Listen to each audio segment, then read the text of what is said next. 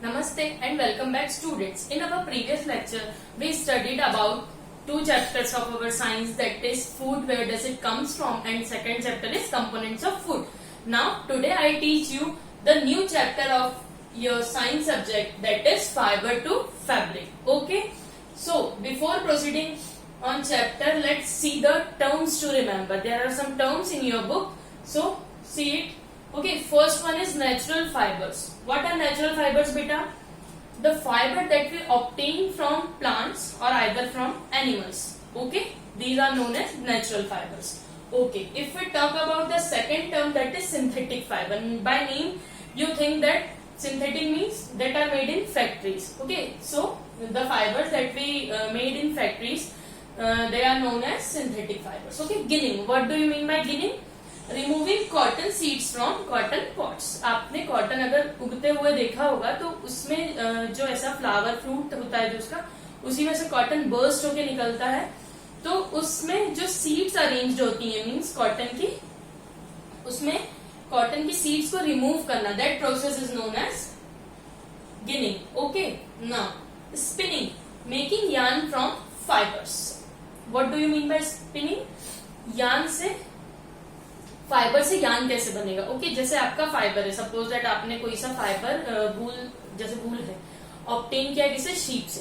तो जब आपने इनिशियली उसे ऑब्टेन किया तो that are in hair like structure. Okay, लेकिन उसे हमें यार्न में कन्वर्ट करना है, इट मीन्स धागे में या सूत में कन्वर्ट करना है. तो how it take place? So that we basically studied in spinning. Okay, now the last point, that is lastly the point retting, that is removal of gummy skin by keeping the jute plant. Second last term of your terms to remember is reating. What do you mean by reating? Removal of gummy skin from jute plants. जैसे कि आप सभी को पता है jute हमें plant से मिलता है. ओके, तो उसमें जैसे कि आपने फर्स्टली अगर किसी पेड़ पर कट लगाया, कोई फ्रेश स्टेम है, तो उसको आप जब कट करेंगे तो वो गमी गमी थोड़ा सा होगा, मतलब वो चिपचिपा होगा. तो उसको रिमूव करने के लिए हम उस स्टेम को पानी में डालकर रखते हैं. So that is the removal of gummy skin by keeping the jute plant under water and separation of jute fiber. और jute fiber का separation होना, right? Okay. Shuttle, the last term to remember, device that carries the yarn back and forth across the yarn. ठीक है, ऐसे device जो आपके कपड़े के मीन्स यार्न के, जैसे कि आपने साड़ी बनते देखिए तो वो ऊपर से नीचे गिरता है, फिर उसको प्लेन करने के लिए आगे पीछे चलता है ताकि वो प्रॉपर धागा अरेंज होता जाए, तो उससे एक फैब्रिक का फॉर्मेशन हो. ओके, नाउ सी दैट बेटा, दैट इज द पीडीएफ.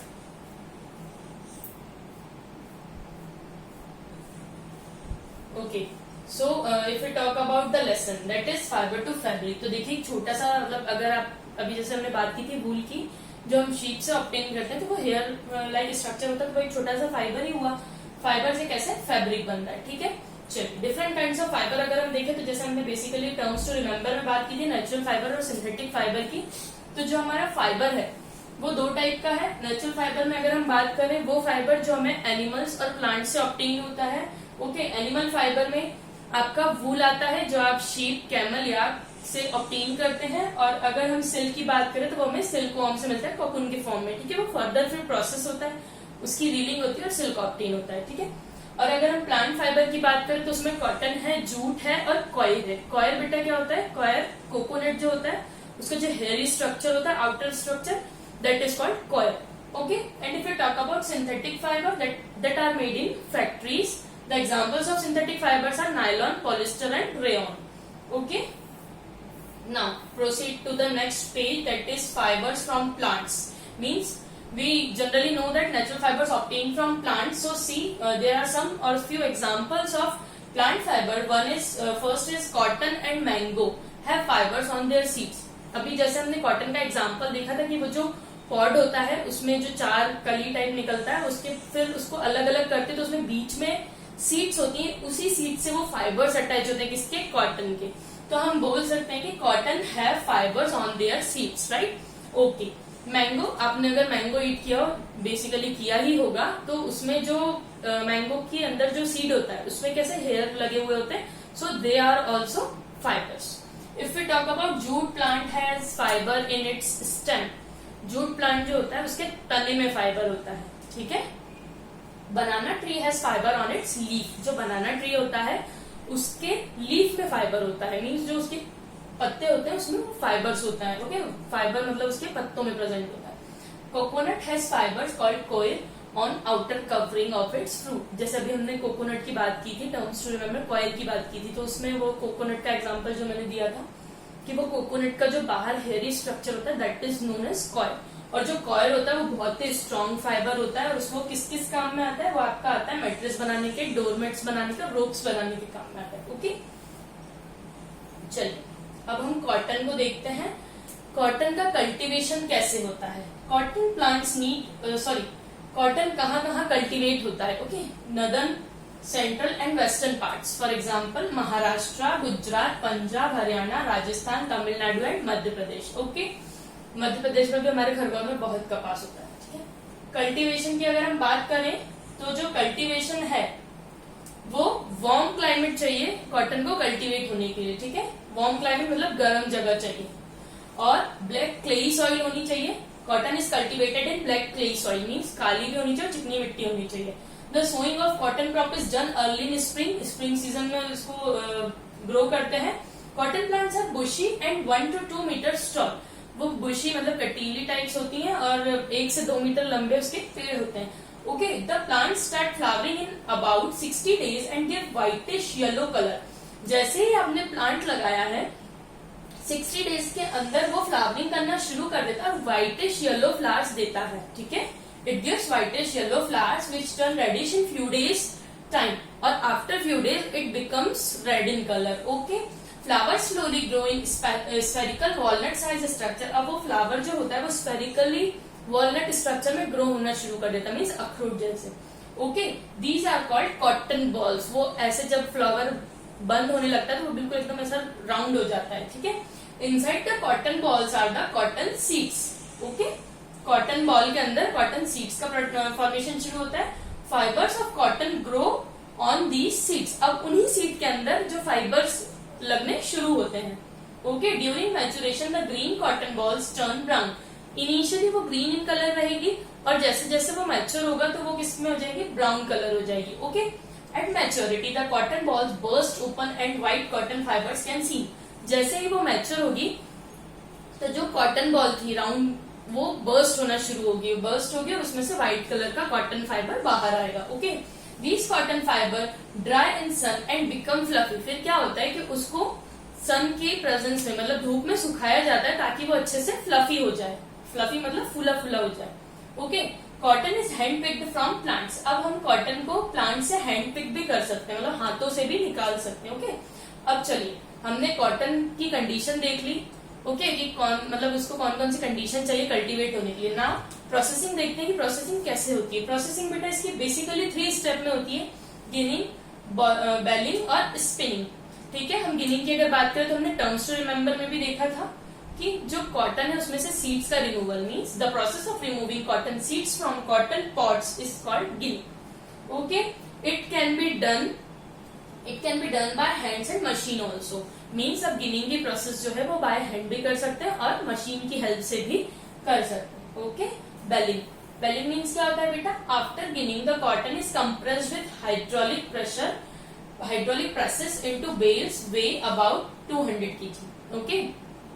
क्या होता है बेलिंग की प्रोसेस में कि जैसे आपको पता है कि कॉटन बहुत फ्लफी होता है तो उसका इजिली ट्रांसपोर्टेशन के लिए उसको क्या किया जाता है कि कंप्रेस किया जाता है, ताकि मतलब अगर इतना कॉटन है तो वो कंप्रेस होकर बिल्कुल इतना सा हो जाए तो उसका ट्रांसपोर्टेशन इजिली हो जाए बाय ट्रक, बाय बसेस और bye railways, okay. It is done for better transportation, तो उस पर बहुत मतलब ऐसा कुछ प्रेशर दिया जाता है तो उससे वो कंप्रेस हो जाता है। Now the third processing step is spinning, the raw cotton is supplied to industry in the form of bales, अब वो जो हमने कंप्रेस किया था बाय ट्रांसपोर्टेशन हमने इंडस्ट्रीज को पहुंचा दिया, बहुत सारी इंडस्ट्री के पास वो चीज पहुंच गई। अब वो इंडस्ट्री में आगे क्या होगा देखिए, this cotton is converted into yarn, अब वो क्या करेंगे कि उसको यार्न में कन्वर्ट करने की कोशिश करेंगे, मतलब हमने फाइबर पहुंचाया, फाइबर से अब वो यार्न बनाएंगे, ठीक है। The process of making yarn from fibres is called spinning, fibre से यान बनाना क्या कहलाता है? स्पिनिंग कहलाता है। ओके, चलिए, the process of making yarn from fibre is called spinning. Raw cotton is loosened and clean from straw and dried leaves. अब जो वो कॉटन आ चुका है उसको एक सपोज दैट एक ओपन एरिया में फैला दिया, जैसे सपोज दैट इस रूम में ओपन कर दिया, फिर उसके बाद क्या करेंगे, उसको लूजन करेंगे। वो टाइटली कंप्रेस्ड किया हुआ था तो उसको थोड़ा दूर दूर करके अलग अलग करके लूजन करेंगे और क्लीन करेंगे। जैसे कि आपने देखा होगा कि बिल्कुल एकदम फील्ड से फ्रेश कॉटन नहीं आता, आपको उसको क्लीन करना ही पड़ता है। Okay, clean cotton fade into machine. अब वो जो क्लीन कॉटन किया है हाथों से, उसकी लीव्स हटाई, उसका स्ट्रॉज हटाया है, अब उसको हम मशीन में भेजेंगे। अब मशीन में भेजने के बाद here cotton fibres are combed, straightened and converted into rope like strand, loose strand. Okay, जैसे ही हमने उसको मशीन में भेजा तो वहां पर क्या होगा कि जो कॉटन है उसको कोम किया जाएगा। मतलब जैसे कि आपने कॉटन का जो स्ट्रक्चर देखा हो तो उसमें बीच में 7 to 8 सीड्स अरेंज होती हैं, तो उस कॉम करने से वो सीड्स हट जाएंगी। ओके, कॉम कर दिया तो वो सीड्स हट गई। इसके बाद स्ट्रेटन करेंगे, उसको प्लेन करेंगे and converted into rope like strand. फिर उन्हें ना रोप लाइक स्ट्रैंड में कन्वर्ट करेंगे आपके कॉटन को, तो उससे क्या होगा, वो लूज स्ट्रैंड बनाएंगे।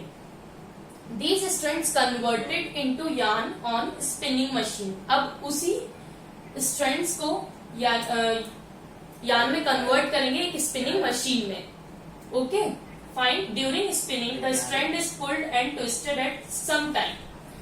During spinning, the strand is pulled and twisted at same time. Spinning के टाइम पे क्या होगा कि उसी स्ट्रैंड को, जो आपका स्ट्रैंड था कॉटन फाइबर का, उसको हमने क्या करेंगे, ट्विस्टेड करते जाएंगे। तो ट्विस्टेड से क्या होगा बेटा, वो और मजबूत होगा उसी टाइम पे। तो twisting makes the yarn stronger. जैसे ही ट्विस्टिंग होगी, ट्विस्टिंग क्या करती है, यार्न को और मजबूत बनाएगी, जो आपका धागा बनेगा। अभी देखिए हमने क्या देखा था बेटा, चैप्टर हमारा क्या बोल रहा था, फाइबर टू फैब्रिक। मतलब हम एक बारीक से रेशे से कैसे फैब्रिक को बनाएंगे।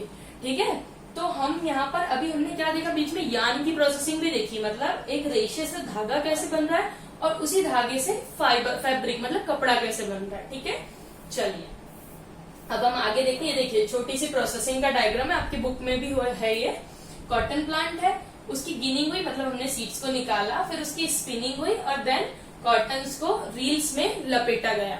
Okay, from yarn to fabric. अभी तक हमने देखा from fibre to yarn, now yarn to fabric. मतलब पहले हमने देखा फाइबर से यार्न कैसे बना, अब हम देखेंगे यार्न से फैब्रिक कैसे बनेगा। जो हमारा यार्न है फैब्रिक में कन्वर्ट होगा, वो बेसिकली 2 प्रोसेस से होगा। फर्स्ट है वीविंग और सेकंड है निटिंग। अगर हम वीविंग की बात करें बेटा, वीविंग से आपको क्या समझ में आता है, बुनना। ठीक है, the process of arranging 2 sets of yarn together. 2 sets को, जैसे कि आपके 2 कलर के धागे हैं, उनको टुगेदर अरेंज करना at right angle to each other making a fabric. Means अगर आपने चटाई देखी हो, आप किसी के घर में हो, तो उसमें क्या होता है, एक स्ट्रिप ऐसी गई होती है और एक स्ट्रिप ऐसी गई होती है। देखिए यहाँ पर हम लोग देखते हैं, जैसे सपोज दैट बेटा ये आपका एक चटाई है। ठीक है, इसमें एक ब्लू कलर का यार्न है और एक हम ले लेते हैं रेड कलर का यार्न। तो उसमें क्या होता है कि आपने पहले रेड डाला, फिर ब्लू लगाया, फिर रेड डाला, फिर ब्लू लगाया, फिर रेड डाला, फिर ब्लू लगाया। So that is weaving. Okay, तो वीविंग में क्या होता है, 2 यार्न एक साथ काम करते हैं, मतलब बुनना होता है। देखिए यहाँ पर एक एग्जांपल आपको दिख रहा होगा। Okay, weaving can be done on handlooms और पावर लूम्स। ठीक है, हैंडलूम्स के जो आइटम्स होते हैं उस पे वीविंग से ही काम होता है। ओके, और इसमें शटल मशीन का बहुत यूज होता है, जो हमने अभी सबसे टर्म्स टू रिमेम्बर में बात करी थी कि वो यार्न को बैक एंड फोर्थ करता है। ओके, और नाइटिंग बेसिकली विथ वुलन फाइबर्स। मतलब ये सिर्फ वुलन फाइबर्स के साथ होती है नाइटिंग वाली प्रोसेस, उसको भी बुनना ही बोलते हैं, लेकिन इसमें सिंगल यार्न यूज होता है। वीविंग में क्या हो रहा था, 2 कलर के यार्न यूज हो रहे थे और इसमें सिर्फ सिंगल यार्न यूज होगा फैब्रिक के फॉर्मेशन के लिए। ओके, चलिए यूजेस ऑफ कॉटन देखिए बेटा। Cotton is mostly use making clothes of various kinds, towels, curtains. Means towel curtain बनाने के लिए हमें कॉटन नेसेसरी होता है। जैसे कि आपने हॉस्पिटल्स में भी देखा होगा, as a dressing material, as an absorbent cotton भी यूज होता है। Bandage also made up of cotton threads. Okay, the dispersed cotton is used as a filler in mattresses and pillows. Okay जो cotton ऐसा बहुत ही ज्यादा dispersed होता है उसको हम लोग पिलोज में यूज करते हैं, फ्लोर मूव्स भी बनाने में हेल्प करता है। Okay now the next topic of our chapter is jute.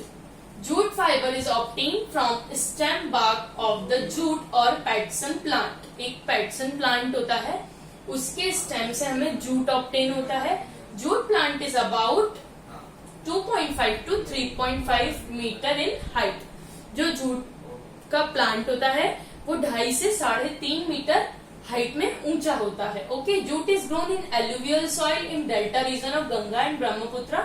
Alluvial soil में उसे ग्रो किया जाता है। In our country jute is mainly grow in West Bengal, Bihar and Assam.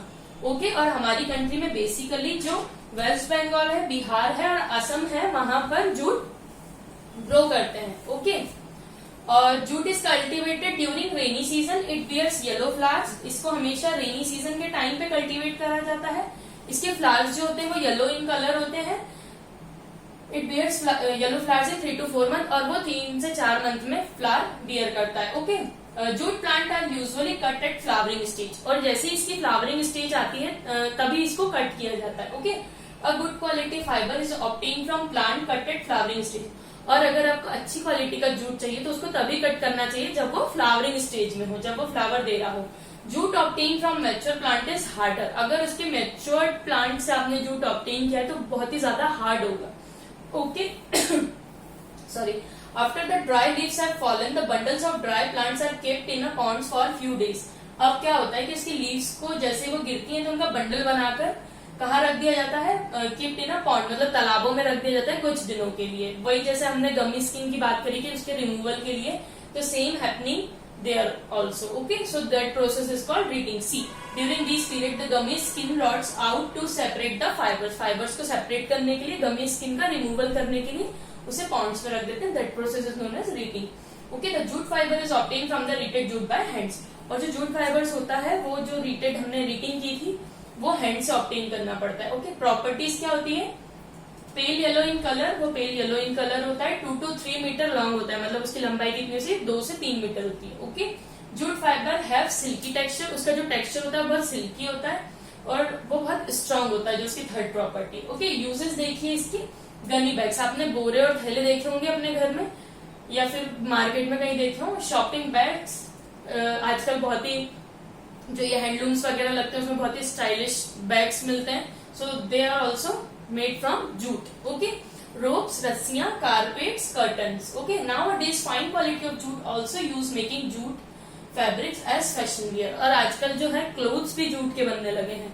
Means fine जो जूट आता है, जैसे ये जो गनी बैग्स वगैरह बनते हैं थोड़े मोटे जूट के बनते हैं, बट फॉर फैशन वियर वो थोड़ा बहुत ही बारीक जूट आता है, उसके क्लोथ्स भी बनते हैं। Okay Now if we talk about the history of clothing material, primitive people did not wear cloth. आप सभी को पता है कि जब पहले जो हिस्ट्री थी उसमें क्लोथ्स तो पहनते नहीं थे लोग, आदि मानव थे वो लोग तो पत्ते लपेट के काम चला लेते थे।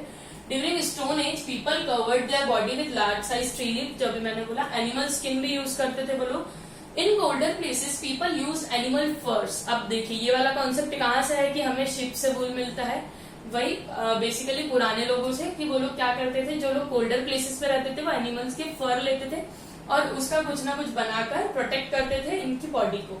Okay after the development of agriculture committees people develop the skill of weaving. अब क्या हुआ, एग्रीकल्चर कमिटीज जब उन लोगों ने खेती करना सीखा तो उन लोगों ने कुछ ना कुछ बुनना सिलना भी शुरू किया, मतलब ग्रासेस, घासों से और पत्तों से। तो वो उन्होंने बास्केट वगैरह बनाने शुरू किए। तो फिर उनको ये नॉलेज हुआ कि क्यों ना हम बॉडी कवरिंग के लिए भी कुछ बना सकते हैं। ठीक है, तो फिर जो आपका मिड 19th वाली स्टेज आई, मतलब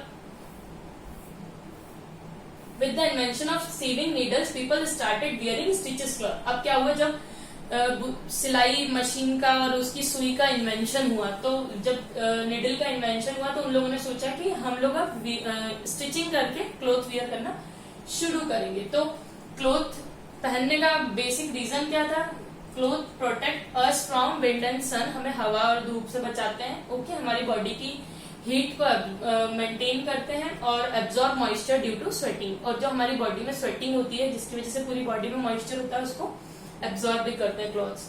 okay, cloth give us a body cover, हमारी बॉडी को कवर भी करते हैं वो।